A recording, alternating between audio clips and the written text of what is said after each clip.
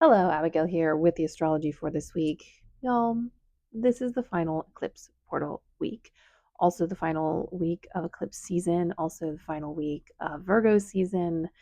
A lot is going to happen. Also, my notes look crazy because a lot does happen. It's not even just the eclipse energy, we have tons of astrology happening. So just know that this is where we are. Also, remember that the previous eclipse was on a Sunday, and we will be coming off of the Sunday after, which will be the center of this portal, and then moving to a build up to that final solar eclipse in Virgo. Also, because we had that initial new moon at 0 degrees, we have three lunations. So this final eclipse is at 29 degrees. 29 degrees in astrology is called the anaretic degree. It is a moment of intense energy and impact where all of kind of the topics and energies and the tensions that you're currently going through of the sign and of the planet all hit at once. And it's an eclipse. So just know that it is going to feel like a lot this week. And it is a lot. And we are also going to be going through a bunch of Mercury aspects. Mars is involved. Venus is pinging off of a couple other planets as well. So let's just take a collective breath together. You can tell I'm also high, kind of nervous energy today. All right. Inhale and hold and exhale. So Tuesdays when we get our first astrological aspect of the week. Doesn't mean stuff isn't happening, just means we're not hitting a critical point. And this is Mars in Libra opposing Chiron. Chiron is an asteroid that covers trauma and wounds that don't heal and the ways in which we process pain and understand our pain. So, Mars being in opposition, especially in Libra, is about confronting something. Mars in Libra is very, very focused on right and wrong, sometimes to an extremely litigious degree. So Mars can get really caught up in this kind of exacting of the way things should be. And that's why it's that's why it's considered in detriment, because Mars is usually a little more careless, a little more kind of throwing things around. And in Libra, it gets hyper critical and hyper focused on the way that something is or is not right or wrong. And so, coming in opposition to this wild Chiron Aries, which we've had for a minute now, we're going to be confronted in the ways in which we have been harmed and a deep craving for justice, which isn't a bad thing, but it can become a lot, especially when you cannot control the perpetrators of the harm. And so I want to remind you to lean in to the Aries side of this, to the Aries portion of this duo, to understanding your personal power and your personal choice. Yes, bad things have happened. You deserved better. You deserved more.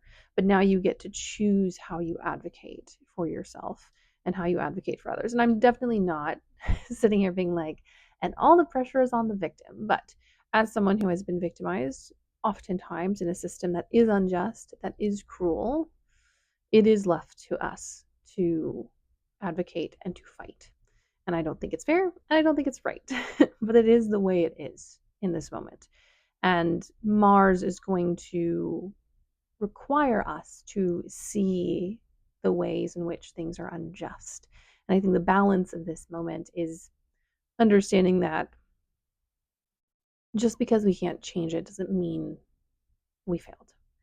Just because we didn't get justice doesn't mean we didn't deserve justice. And it will be sitting between the knowledge of the strength and power that you hold and your ability to survive, which is also a very bitter thing, and also recognizing that you deserve to be soft and you deserved better and you deserved more. And um, it's a hard place to be. And it's a moment that is going to feel very difficult, and it's also going to pull out the energies and relationships that we are currently participating in where we're not getting what we deserve and we are being harmed. And this may be in a neutral way where someone isn't intending to, but their actions have consequences, or this can be someone who is genuinely abusive or cruel. So just keep that in mind. And that's kind of the tone that we set as we head into this week. And then on Wednesday, Mercury is heading towards Libra. It'll go into Libra the next day, but that means goes into an opposition with our beautiful 29 degrees Saturn. And so our desires and our actions and our clarity of thought, very Virgo energy, is coming up against this kind of wild, expansive, retrograde Saturnian energy. And it is really going to highlight what is possible and what is not, especially when it comes to planning, logistics, trying to figure out what to do next, insight and knowledge. Saturn is going to show us our limitations. It will show us the limitations of our imagination. It'll also show us the limitations, because we're in an earth sign, of like our physical capabilities. And it's not a moment to be down on yourself, but it is a moment to recognize that there's some things that we cannot fix or change, and that require participation of a greater whole. And I'm not talking about not doing our bit when it comes to liberation and when it comes to decolonization. I'm just talking about the stuff that we can move in this moment. Doesn't mean we don't continue to do little things, but if you've been thinking something is going to shift and change as we head through this week, if it hasn't shifted and changed by the time of the eclipse, what it is what it is. And you have to make a choice based on probably some disappointment and very possibly some regret and sadness. Not regret as in you did something wrong, but regret as in like we wish it could be different. So just know that this week is kind of a litmus test of whatever situation you are going through. And it is the universe being like, yep, this is how it is. This is what's happening. What are you going to do about it? And when we come into this vice grip with Saturn and Mercury, I want to encourage you, don't take action immediately unless you have to. Sit in what this means for you, because that final eclipse is going to be that push, that moment to make a choice, to do something, or that moment when because I have a lot of clients where I say you have a choice, and they go, I don't have a choice because this other person or this other thing is immovable, and so I don't get a choice. No, you don't get a choice as in like you get to choose what happens with that thing, but you get to choose what you do in the context of the life that you live in the context of the relationships you have, in the context of your job, etc. No, you can't, control the leadership at the company you work at, but you can choose how you interact with them.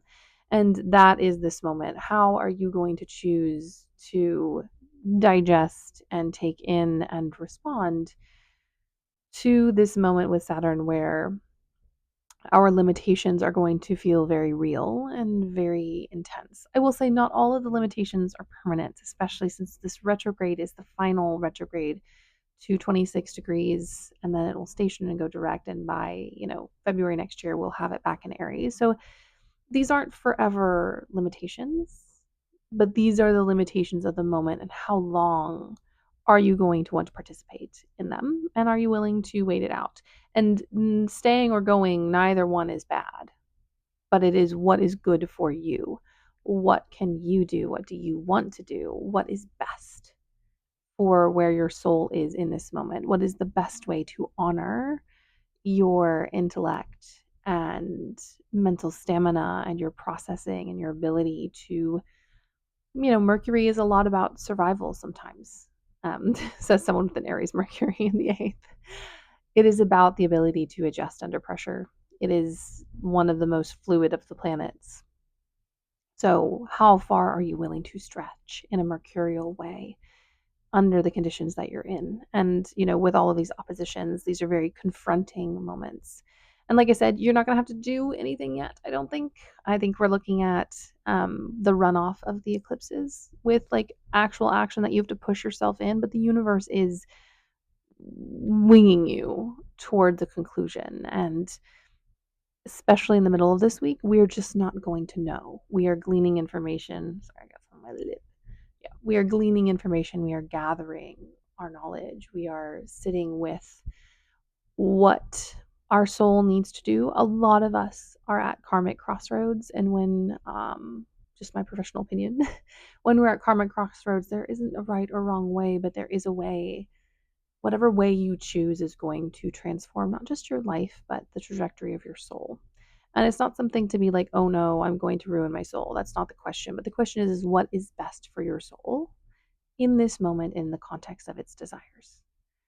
And it might be something really hard. It might be something really freeing. And it probably will be a little bit of both. So just know that middle of next week, pretty spicy. Then we move into Thursday and Mercury enters into Libra. And this is something I'm going to talk about in the Libra season video because this is going to be important for the Venus ingress into Libra, the Sun ingress into Libra.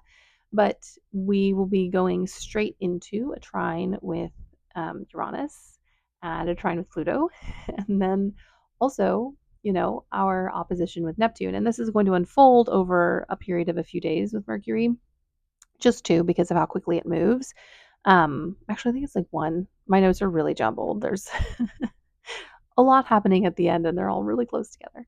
And so just know that as the planets head through Libra, the eclipse energy is not the eclipse energy will be over, but we are heading into another kind of vortex, as it will, this grand trine. I will also say, because I do a lot of stuff around pregnancy and birth, if you were having a child around this child is a force of nature. And specifically, if it's born in Libra season, a force of air. And the power and the intensity that happens when air is activated. So think tornadoes and hurricanes. But we will be going through this kind of storm of energy with each of the planets that are moving through in this position. So just kind of log that away for this moment and for Libra season. So Mercury goes into Libra. Mercury is neither domicile, exalted, any of kind of the special dignities. It is simply there. However, it is an air sign. And so it's not bad. It's kind of like for me, the same way I kind of feel about Mars in Sagittarius or Mars in Leo. No, is there a specific quality there that's bigger or better than another one or worse? No. But there's a familiarity and kind of there's a language that works well with that.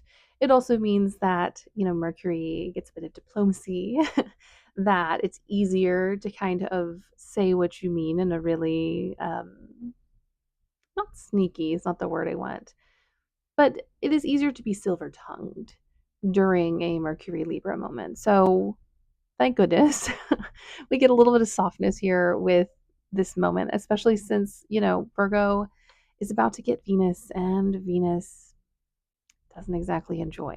Venus is in fall in Virgo. It struggles to really enjoy the lusher Venus things. Venus in Virgo, I don't find to be bad. It just can be under pressure, it can be highly critical. It can struggle to relax into pleasure and joy. Now, if you have a Virgo Venus that either has a little help in the chart or who you worked really hard with, the amount and the clever ways in which that person can enjoy pleasure, unmeasured.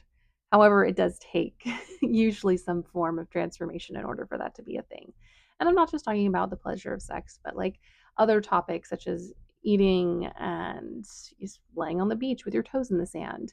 Just the ability to kind of kick back can be hard for that. And we're heading into that transit. So there's like this hypervigilance with Venus. Having Mercury in a place that's a little more neutral, helpful. All right, so later that day on Thursday, like I said, Mercury goes into that opposition with Neptune. Important to note, Neptune is retrograde. So having it retrograde, it's a bit of a different quality. There's still that kind of sense of um, sometimes this overwhelming sense of being kind of overtaken with fantasy. It's a little different in Aries and it's a little different retrograde. And it's in opposition. So we are once again confronting stuff. The stuff that we have started to work on and engage with in this, iteration of Neptune and Aries, we're going to be hauled up short a bit. Some of those dreams and fantasies are going to have to be scaled back a little bit because guess what? It's headed back into Pisces. And so this might be a moment where we just kind of feel a bit of a grinding halt. And that's really hard to be like, oh no, everything's stopping. Everything's not stopping. We're having to switch gears to deal with something else. So just know that when it comes to dreams and divination and kind of the themes that you've been seeing, we're starting to get back into the waters of Pisces. Not quite yet, but we're being called back into a past transit, and that is where that planet is heading. And Mercury in Libra is going to be confronting our ability to kind of hold multitudes, right? Libra is about balance. And if we're trying to hold everything at once, we're definitely going to have to put some things down. So if you have to this week, put aside some passion projects, I would. Doesn't mean that those passion projects and those things aren't going to come back and be very important, especially once we get these planets direct in several months. But it might behoove all of us to kind of release some of the extracurricular activities at this time and really focus on what is important. If we're talking like spiritual work, maybe there's like, maybe we've been reaching out to a bunch of different deities and stuff. Maybe there's a couple deities we really need to focus on building a bond with. Maybe there's a spirit group that we really need to get serious about. Maybe we've been traveling a little too far afield spiritually and getting kind of entangled in stuff that we're not quite ready for. This is a time to really recenter and reassess what is necessary at this moment and what we can functionally balance as a soul, as a person.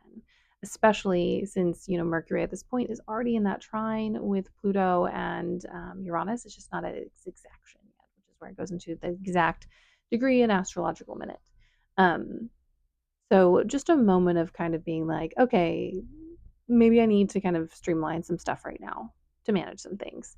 And the Mercury in Virgo has already been screaming at us to do this. This is just that moment of being like, oh, maybe it is too much. Maybe I've been ignoring things. But yeah, this week is a lot, especially with Mercury's oppositions, is a lot about reality hitting. Now, with that opposition with Neptune, it's not technically necessarily what is real, but it is what we can perceive.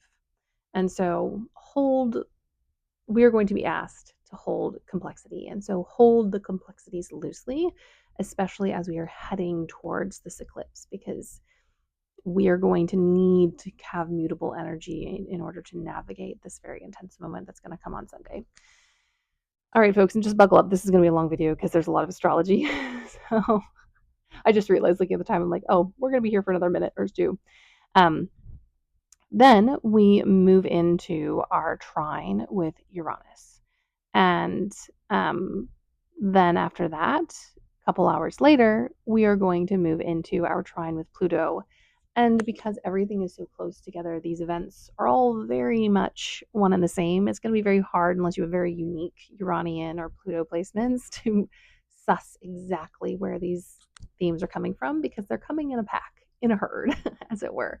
So we're going to have the Uranus trine Mercury while we're being hauled up short with our illusions and delusions and these hopes for the future that might need to take a pause.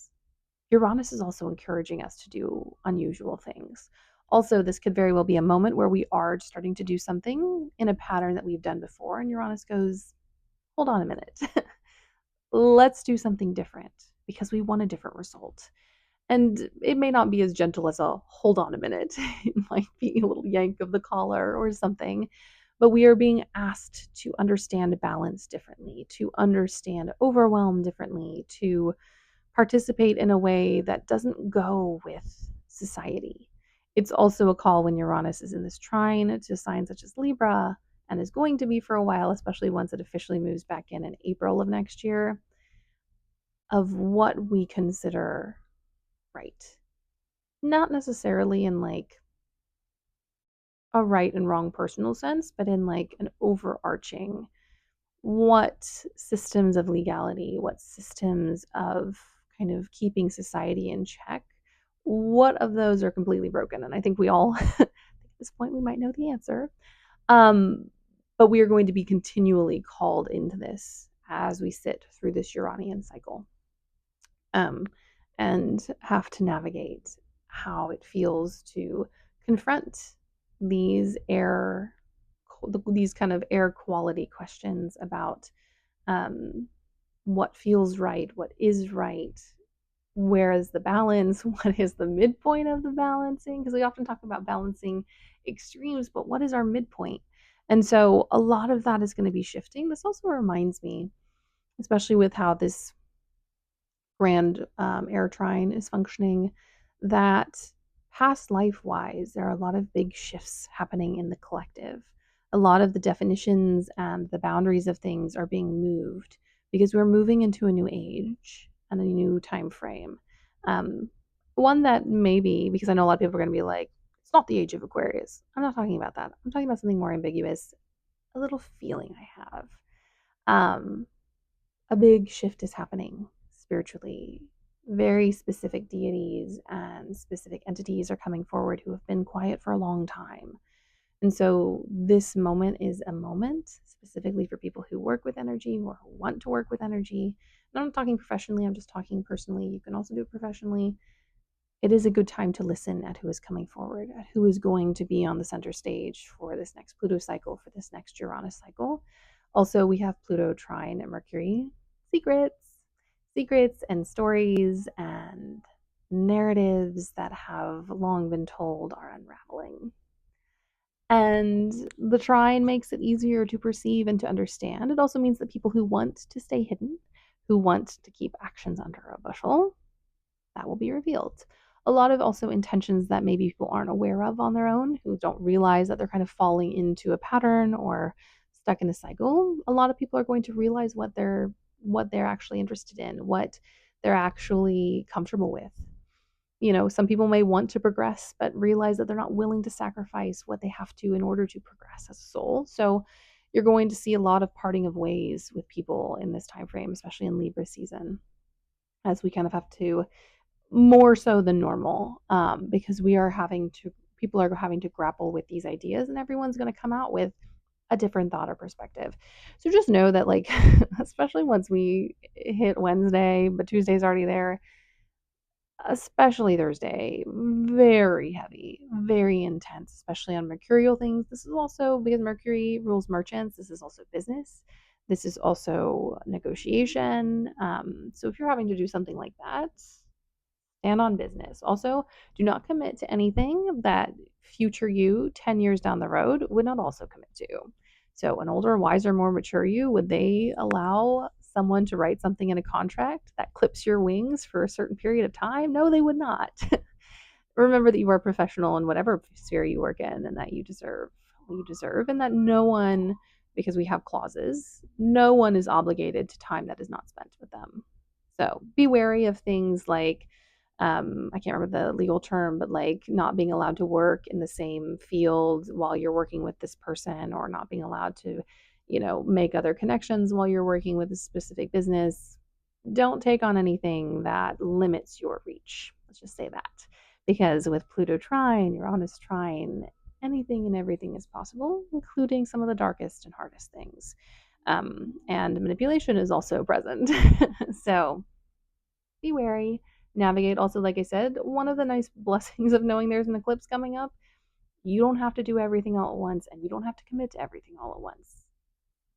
By Sunday, stuff will already be shifting that you had no awareness of, or if you did, you didn't know it was going to shift. So be prepared. Then on Friday, we end up with Venus in Virgo. Interesting that she enters the next sign, or they enter, depending how you prefer to see Venus, um, on their day. So Venus enters Virgo. I kind of talked about this a smidge earlier. Venus going into Virgo, it's a test to your Venus. It's a Venus that gets frustrated. It's a Venus who sees patterns and who understands better ways of functioning, and who sometimes can overstep a boundary in trying to help someone else do that. Also, this Venus can sometimes become too much in service. If you are a Venus in Virgo, this is a great time to recognize where maybe you're giving too much. Not like love or affection, but maybe you are in service too much.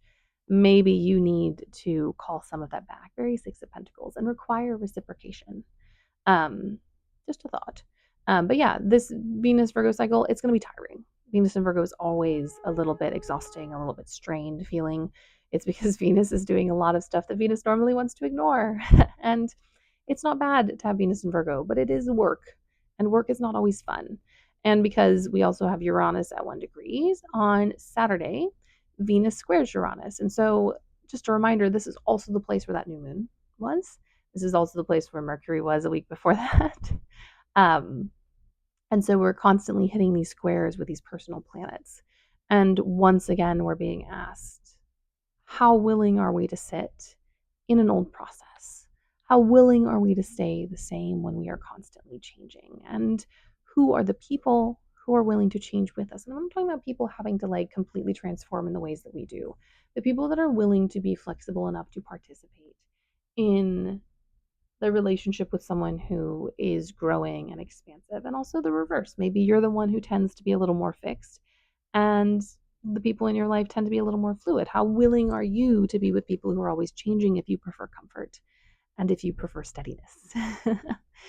Just checking in with what your limits and your boundaries are and what you need and what you're feeling. And, all of these really important relational topics are coming to the forefront with this Venus square, especially as we head into this moment with the eclipse, because the Venus square is happening, you know, almost exactly 24 hours before, a little bit less.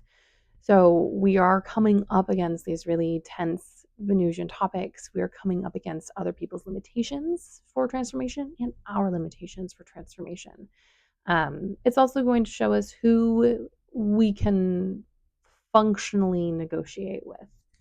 There are going to be some hard boundaries that are going to come up during this time where someone's just like, this is kind of my limit. And you are going to have to respect that either by leaving because it's also your limit or by finding a way to functionally participate, just so you know. And none of this sounds fun, and it's not. But it is going to create and propagate alignment over time. It's just not a fun process. And then last but not least, and I will be doing a longer video on this, so I'm not going to spend too much time on it. We hit Sunday and we have the Sun Saturn opposition, which is deeply involved and tied. And by this point, Saturn's at 28 degrees, deeply involved and tied into the eclipse. So we are going to be really sitting in this moment of what we can bear, of what we can stand, of what we can functionally problem solve, um, of what we are willing to participate in, and what very much, a more, how do I want to put this? So we have the Mercury opposition and we have the Sun opposition. The Mercury opposition is very about plans and thoughts and ideas. So we have all these plans and thoughts and ideas. They come in confrontation with Saturn. Now we're having our center of self, our source of life, our vibrancy up against limitations, up against what we can and cannot do, our energy up against what is possible. Mercury can take flights of fancy. Mercury can project itself. Is very multidimensional. The sun, while also multidimensional in its own way, is also very present. It is literally what is possible. And so, in this moment, what can you functionally manage for the next 6 months? What are you willing to participate in and to negotiate for the next 6 months?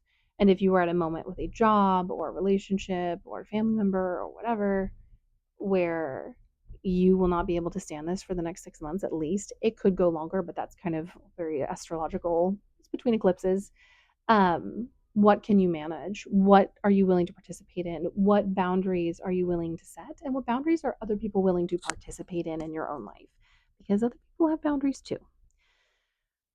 That is going to be first and foremost in this eclipse. I will do another video on the eclipse. I already know that I usually try to keep these around 10 to 15 minutes. We're at 30 minutes.